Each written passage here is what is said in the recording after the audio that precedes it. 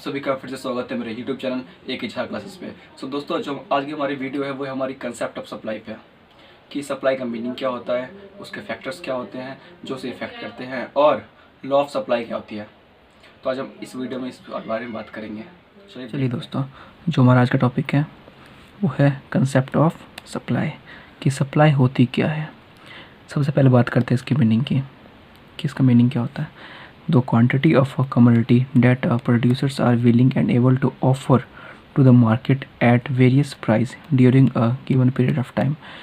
सबसे पहले बात किस में करते हैं, जो सप्लाई कंसेप्ट है ये हम बात करते हैं प्रोड्यूसर्स के पॉइंट ऑफ व्यू से। ठीक है, कि प्रोड्यूसर्स क्या करते हैं। सबसे पहले तो क्वांटिटी ऑफ अ कमोडिटी, जो प्रोड्यूसर्स है किसी भी चीज़ का, गुड्स एंड सर्विसेज का कितना क्वांटिटी प्रोड्यूस करना चाहते हैं, that producers are willing and able to offer, जो प्रोड्यूसर्स हैं वो कितना सप्लाई करना चाहते हैं, ऑफ़र करना चाहते हैं मार्केट में कंज्यूमर्स को एट वेरियस प्राइस, जो भी मार्केट का प्राइस गिवन है उस प्राइस पे during a given period of time, जो भी उनके पास टाइम है। अगर वो एक हफ्ते का रखते हैं, रिकॉर्ड रखते हैं, एक साल, पर वीक जो भी है, या एक ईयर, ठीक है, उस टाइम के अंदर अंदर वो कितना क्वान्टिटी सप्लाई करते हैं मार्केट में या ऑफ़र करते हैं। ठीक है, तो ये था हमारा सप्लाई का मीनिंग। ठीक है, अब बात करते हैं determinant and factors of supply. So इसका मतलब क्या हुआ है, ये डिटर्मिनेंट्स और फैक्टर वो होते हैं जो कि सप्लाई को इफ़ेक्ट करते हैं। ऐसे कौन से कारक हैं या कौन से कारण हैं जिसके कारण सप्लाई कम या ज़्यादा होती है। ठीक है, सबसे पहले जो उसका पॉइंट है वो क्या है, प्राइस ऑफ द गुड्स। ठीक है, other things being equal, the higher the relative price of a good, the greater the quantity of it that will be supplied. This is because goods and services are produced by the firm in order to earn profit।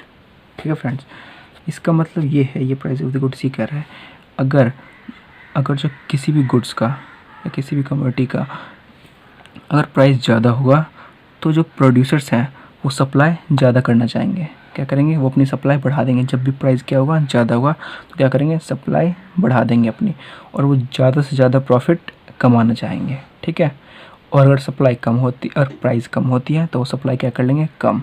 ठीक है, ताकि वो आगे बेच सकें, और price बढ़ती है तो। ठीक है, सबसे पहला पॉइंट था ये हमारा प्राइस ऑफ द गुड्स। सो ये था, अगर प्राइस ज़्यादा होगा तो सप्लाई वो ज़्यादा करेंगे ताकि वो ज़्यादा से ज़्यादा प्रॉफिट कमा सकें।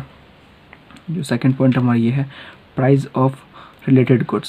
If the price of the other goods rise, they become relatively more profitable to the firm, to producers and sell than the goods in question। ठीक है, इसका मतलब ये है, अगर कोई फर्म दो टाइप की गुड्स प्रोड्यूस कर रही है, लेट्स से एक्स और वाई।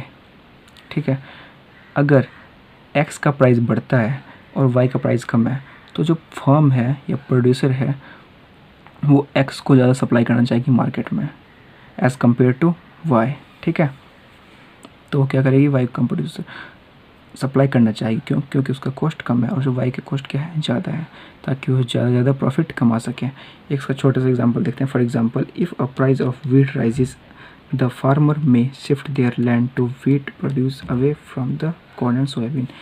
जैसे कि एक फार्मर है तो वो भी एक प्रोड्यूसर है, क्योंकि वो लैंड पे क्या उगाता है, जो अपने खेत में वो क्या उगाता है, गेहूँ उगाता है, चावल उगाता है, और भी तरह का जो अनाज है वो उगाता है। ठीक है, तो यहाँ पे एग्जांपल किसी के लिए वेट का और कॉर्न सोयाबीन का। ठीक है, अगर वेट का प्राइस बढ़ता है यानी गेहूँ का प्राइस बढ़ता है तो क्या करेगा, तो अपने जो फार्म में है वो अपने खेत में गेहूँ ज़्यादा उगाएगा। क्यों, क्योंकि उसका कॉस्ट ज़्यादा है। अगर वो इसे उगाएगा और बेचेगा तो उसे प्रॉफिट ज़्यादा होगा। ठीक है, बजाय कॉर्न और सोयाबीन के वो इनकी प्रोडक्शन थोड़ी कम कर देगा या बंद कर देगा।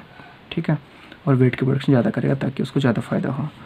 तो थर्ड पॉइंट है हमारा, price of factor of production. Cost of production is a significant factor that supply affect. इसमें क्या होता है, अब फैक्टर प्रोडक्शन दोस्तों क्या होता है, इनपुट्स जिनसे कि जो कोई भी प्रोडक्ट है वो तैयार किया जाता है। जैसे देखिए, रॉ मटेरियल हो गया, लैंड, लेबर, मशीनरी, ये सब क्या है, फैक्टर ऑफ प्रोडक्शन है, जिनके थ्रू एक जो है एक गुड्स तैयार किया जाता है और फिर उन्हें मार्केट में बेचा जाता है या फिर सप्लाई होता है मार्केट में। ठीक है, तो इससे भी क्या होगा, जो सप्लाई है वो इफ़ेक्ट हो सकता है। ठीक है, सो ये था प्राइस ऑफ फैक्टर प्रोडक्शन। तो जो प्राइस है फैक्टर प्रोडक्शन का वो भी इफेक्ट करता है किसको, सप्लाई को। ठीक है फ्रेंड्स, अब बात करते हैं फोर्थ की, state of technology. The supply of a particular product depends upon the state of technology also. Inventions and innovation tends to make its possible to produce more better with the same resources, thus they increase the quantities supplied। इसका मतलब ये है जब भी हमारी technology, जब भी form की टेक्नोलॉजी अपग्रेड होगी या फिर अच्छी टेक्नोलॉजी होगी एज़ कम्पेयर टू जो पुरानी मशीन वो यूज़ करते थे या उन्हें जिसमें टाइम ज़्यादा लगता था, तो जैसी मशीनरी अपग्रेड होगी या फिर नई टेक्नोलॉजी आएगी उससे क्या होगा, जो उनका कॉस्ट ऑफ प्रोडक्शन है वो कम आएगा। यानी उनका जो कॉस्ट है, यानी वो पहले वो 70 रुपये में 100 यूनिट प्रोड्यूस करते थे, लेकिन अब वो टेक्नोलॉजी की वजह से 70 रुपये में ही 200 यूनिट प्रोड्यूस कर पा रहे हैं। तो क्या होगा, इससे जो कॉस्ट आएगी कम आएगी, इससे क्या होगा, सप्लाई और ज़्यादा बढ़ाएंगे, ठीक है। इससे क्या होगा, सप्लाई ज़्यादा बढ़ेगा क्योंकि उनकी कॉस्ट प्रोडक्शन कम आई है, तो सप्लाई क्या कर देंगे, ज़्यादा कर देंगे एक ही टाइम पर। ठीक है फ्रेंड्स, तो ये होता है स्टेट ऑफ टेक्नोलॉजी का इफेक्ट। अब बात करते हैं फिफ्थ पॉइंट की। फिफ्थ पॉइंट क्या है हमारा, government policy. The production of a good may be subject to the imposition of a commodity taxes such as excise duty, sales tax and import duty. इसका भी अगर गवर्नमेंट प्रोड्यूसर से tax कम ले रही है चीज़ों पे, या वो ट्रांसपोर्टेशन जब गुड्स भेजे जाते हैं फैक्ट्री से कहीं और भेजे जाते हैं सामान, उस पर टैक्स कम आ रही है, एक्साइज ड्यूटी कम आ रही है, तो उससे क्या होगा, जो फैक्ट्री की जो कॉस्ट ऑफ प्रोडक्शन है, जो फॉर्म प्रोड्यूस कर रही है, उससे क्या होगा, कॉस्ट कम आएगा और वो ज़्यादा से ज़्यादा प्रोड्यूस कर सकेगी और वो सप्लाई कर सकेगी। ठीक है फ्रेंड्स, तो ये थी गवर्नमेंट पॉलिसी। उसके बाद आता है 6 पॉइंट हमारा, nature of competition and size of the industry. इसका मतलब ये है, साइज ऑफ द इंडस्ट्री, इसका मतलब ये है कि अगर बहुत सारी इंडस्ट्री अगर गुड्स प्रोड्यूस कर रही है तो सप्लाई ज़्यादा होगी। ठीक है, अगर कम प्रोड्यूस कर रही है तो सप्लाई कम होगी। ठीक है, अब बात करते हैं अपने सेकंड टॉपिक की, क्या है हमारा, लॉ ऑफ सप्लाई। क्या है, लॉ ऑफ सप्लाई। चलिए देखते हैं जल्दी से। The law of supply can be stated, other things remain constant, the quantity of a good produced and offer for sale will increase as the price of the goods rise and decrease on the price